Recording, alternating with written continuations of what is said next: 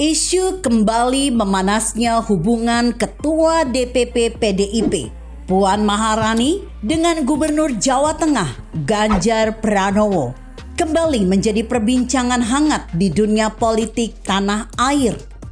Mengutip yang dilansir Kompas TV, Puan secara belak-belakan menyinggung seorang gubernur yang malas bertemu dirinya saat berkunjung ke daerahnya. Puan mengaku dirinya mendapatkan pelayanan yang tidak baik dari seorang gubernur saat melakukan kunjungan kerja ke daerahnya. Ia heran dan mempertanyakan maksud sikap dari gubernur tersebut. Padahal, ia merupakan wanita pertama yang menduduki kursi orang nomor 1 di parlemen dan mewakili PDIP. Hal itu disampaikan Puan dalam rapat koordinasi 3 pilar PDIP Manado, Sulawesi Utara pada 9 Februari lalu. Kenapa saya datang ke Sulawesi Utara? Itu 3 pilar bisa jalan. Jemput saya, ngurusin saya, secara positif ya. Kenapa saya punya gubernur kok nggak bisa kayak gitu? Justru yang ngurusin saya gubernur lain. Kata Puan seperti dilansir kompas.com. Mantan Menko PMK itu menyatakan tak bisa menghindari perasaan kesalnya tatkala melihat karakter kepala daerah seperti itu. Ke daerah ketemu kepala daerah. Kepala daerahnya tidak bangga ya kepada saya. Kayak males-malesan, bikin kesel kan? Kata Puan di hadapan kader PDIP Sulawesi Utara. Sementara itu, Ketua DPC PDIP Solo, FX Hadi Rudiatmo menyebut, jika perkataan Puan itu ditujukan untuk daerah pemilihan, dapat dipastikan menyindir Ganjar yang merupakan orang nomor 1 di Jawa Tengah tersebut.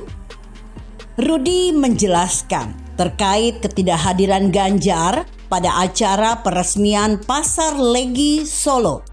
Karena Ganjar ada acara presentasi mitigasi bencana ke Jakarta. Menurut saya kayak begitu nggak perlu dibesar-besarkan. Karena antara eksekutif dan legislatif beda-beda toh. Lah, kalau presiden hukumnya wajib jemput. Tapi kalau ketua DPR RI, protokolernya tidak di situ. Paling pengurus partai yang jadi wali kota dan gubernur pasti jemput. Itu kalau dikabari. Kalau tidak dikabari, yang jemput siapa? Ungkap Rudi membela Ganjar. Sedangkan bagi pakar komunikasi politik Universitas Esa Unggul M. Jamiluddin Ritonga, curhatan Puan adalah hal tidak perlu. Lantaran tidak seharusnya Puan meminta penyambutan dari kepala daerah dalam setiap kunjungan kerjanya. Mengutip yang dilansir wartaekonomi.co.id, Jamiluddin memandang dengan curhatan itu justru Puan telah menyiratkan adanya perasaan tidak suka terhadap kepala daerah tertentu dan itu patut disayangkan.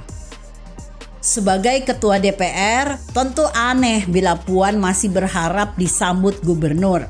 Gubernur sebagai eksekutif di daerah tidak punya kewajiban untuk menyambut ketua DPR, legislatif, yang berkunjung ke daerahnya. Katanya, Puan tidak mampu membedakan antara petugas partai dan juga kepala daerah yang memiliki tugas dan wewenang dalam menjalankan tugas untuk daerahnya sendiri.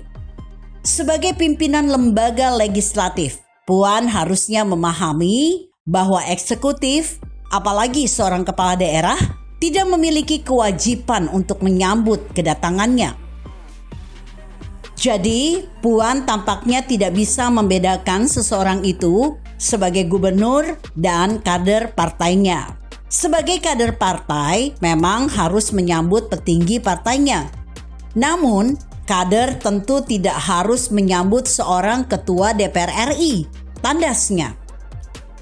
Di sisi lain, pengamat politik Ray Rangkuti menilai, Ketua DPR RI Puan Maharani terlalu manja karena mengeluh tidak dijemput oleh gubernur dalam kunjungan kerjanya.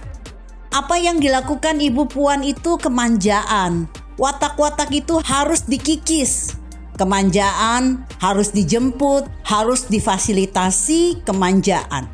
Kata pengamat politik dari Lingkar Madani Indonesia, Ray Rangkuti kepada Kompas TV.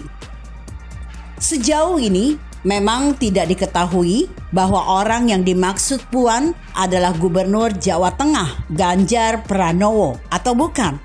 Hanya saja Ray menyinggung ada persaingan ketat antara Puan dan Ganjar pada Pilpres 2024 mendatang. Menurut Ray, sikap panas Puan yang menjadikan Ganjar sebagai saingan terkuat pada Pilpres 2024 tidak akan berhenti di sini. Dalam cermat Ray, Puan sepertinya ingin terus memelihara hubungan yang tidak harmonis dengan Ganjar untuk menurunkan citra Gubernur Jawa Tengah tersebut dalam lingkup internal maupun publik. Tapi sikap Puan itu tidak akan efektif. Mengapa? Karena Puan memiliki ketokohan yang berbeda. Sekalipun dia anak Megawati, orang mendengar tapi tidak akan berempati dengan yang disampaikannya. Puan harus sadar, secara ketokohan ia berbeda dengan Megawati yang dikenal ideologisnya.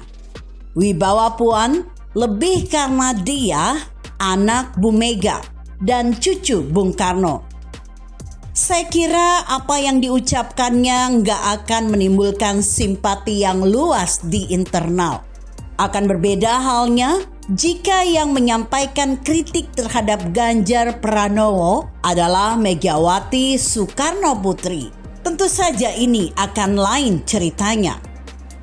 Begitu kira-kira. Bagaimana menurut Anda? Jika Anda berpendapat lain, berikan komentar Anda di kolom komentar. Saya Emma, Karisma 90.